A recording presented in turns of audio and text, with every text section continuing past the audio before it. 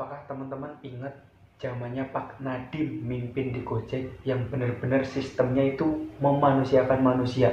Bahkan di orderan sepi pun kita masih mencapai target walaupun itu hanya 100, 150. Beda dengan sistem sekarang. Aturan makin ketat, makin riuh.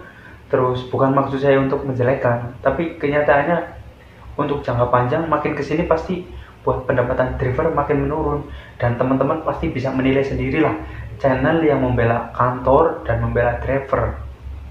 Bahkan banyak yang di luar sana itu posting bahkan di atas 30 trip pendapatan 600 bahkan sekian. Entah itu mainnya 2 shift atau apa, saya kurang paham. Intinya saya nggak mau membongkar semuanya. Saya yakin teman-teman yang menonton video ini pasti bisa menilai sendiri siapa yang membela kantor dan siapa yang membela driver. Keluh kesah driver di lapangan itu beda, lebih banyak anyepnya.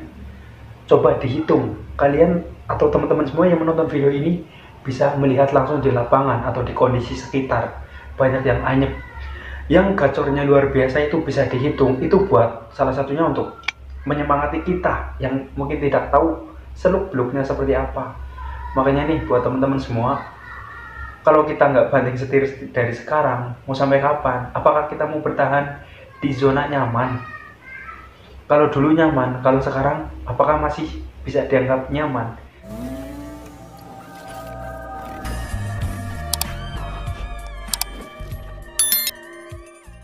Nih, jam 18.24 hari Senin tanggal 22 Mei ya. Ini sebenarnya jam 6 saya udah pulang. Ini karena habis mandi, makan, sholat. Nah, ini baru bisa rekaman. Poinnya baru dapat 1650, performa 100%, orderannya dapat 10 trip. Ini saya masih pakai versi 1362. Teman-teman bisa lihat sendiri di layar paling bawah.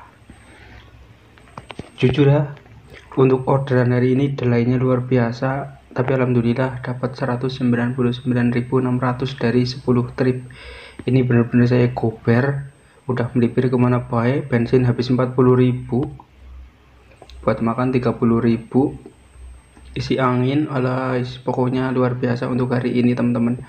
Tapi saya juga kagum dengan yang lain, yang gacornya masih banyak, yang anyepnya luar biasa juga banyak. Nih, saya orderan terakhir itu jam 4 sore, bayangin. Sampai jam 6 itu saya nggak dikasih order lagi. Padahal jam bongkaran PT. Bahkan dari jam 4, terus jam setengah 5, jam 5, jam setengah 6. Nggak dikasih-kasih, akhirnya saya pulang, melipir. Dan sampai kontrakan jam 6, tetap nggak dapat order. Nih, delay saya itu 2 jam. Tapi alhamdulillah ketolong sama Argo yang ke Karawang nih. 50.800 terima bersihnya. Ini delaynya luar biasa ya, biarpun keluar pagi. Ini benar-benar luar biasa. Orderan terakhir atau penutupan itu sekitar jam 10.38 saya nahan di stasiun Cikarang.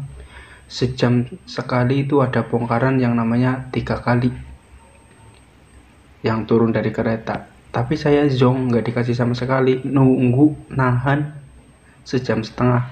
Akhirnya saya jam 12 itu pulang melipir sampai Jababeka, nyari masjid, sholat, makan, nah baru on beat lagi.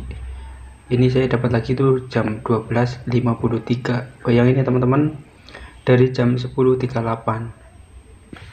Luar biasa pokoknya untuk orderan hari ini. Jujur di orderan kali ini saya itu delay kurang lebih 2 jam. Baru dikasih lagi, 2 jam lagi baru dikasih. Tapi alhamdulillah masih ketolong yang namanya ke Argo Karawang tadi. Habis itu ngosong, udah nahan tetap ngosong, udah melipir ke manapun, spot-spot ramai saya samperin semua. Bahkan ketika jam 4 sore saya nahan di kawasan bongkaran. Dari jam 4 setengah 5, jam 5 setengah 6 zong sama sekali, udah melipir, bahkan muter-muter kayak gangsing. Area kawasan saya melipir terus. Saya bingung, kok seperti ini gitu, nggak sewajarnya. Ya mungkin saya juga kaget, karena ketika tadi di stasiun saya nahan dari jam setengah 11 sampai jam 12 ya. Intinya sejam setengah itu nahan bener-bener zong. Karena saya melipir, alhamdulillah terus sholat, on beat lagi. barulah dapat ke arah Kerawang. Dan anehnya juga, ketika saya bertemu teman yang ada di stasiun, keluar pagi sama setengah 6. Tapi ketika jam setengah 11 bertemu, share-share pendapatan atau saling tukar HP, ibaratnya saling memberilah. Saya kaget, dari pagi sama-sama jam on beat, beliau baru dapat 50.000, baru 3 trip. Sedangkan saya itu udah 100 lebih. Dan alhamdulillah memang mungkin akunya tergantung yang megang ya. Tapi jujur, pendapatan saya bukan berarti nggak bersyukur. Tapi kalau di atas 150 itu saya akui minim banget. Makanya pengeluaran itu benar-benar saya minimkan. Karena saya target minimal paling baik itu 200. Tapi kalau saya kan hari ini dapatnya hanya 199.600 rupiah. Kalau amatif sih lebih saya akui, tapi kan kita tetap patokan buat ngitung. Yang saya hitung total itu hanya di aplikasi Gojek. Dan saya yakin teman-teman semua yang bertahan di Gojek, saya akui jempol salut sekali. Tapi kita mau sampai kapan seperti ini kalau kita nggak banting setir? Nah, buat teman-teman yang bertanya kenapa saya ngebit geber harus target, karena ada hal yang nanti akan saya rubah. Bener-bener saya butuh modal buat usaha.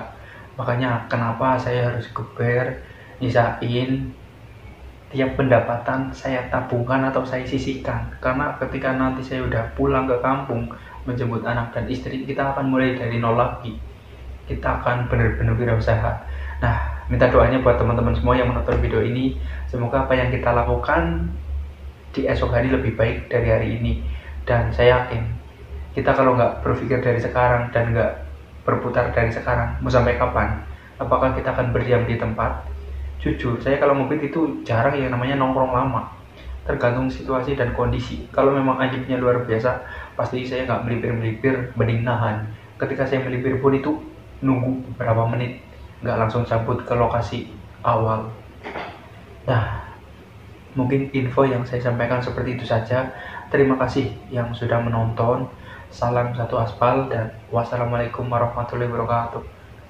Tetap semangat buat kalian semua. Saya ini nggak bisa ngomong panjang lebar karena saya juga merasakan sendiri orderan seperti ini kerasa banget. Tapi alhamdulillah dari pihak istri masih memaklumi, cuma bisa mensupport, kagum dengan pasangan yang benar-benar bisa mensupport kita. Jadi kita nggak tambah ngedown, justru kita semangat dan berintrospeksi diri. Kesalahan apa yang telah kita lakukan, apakah kita mungkin kurang dekat sama yang di atas gitu kan.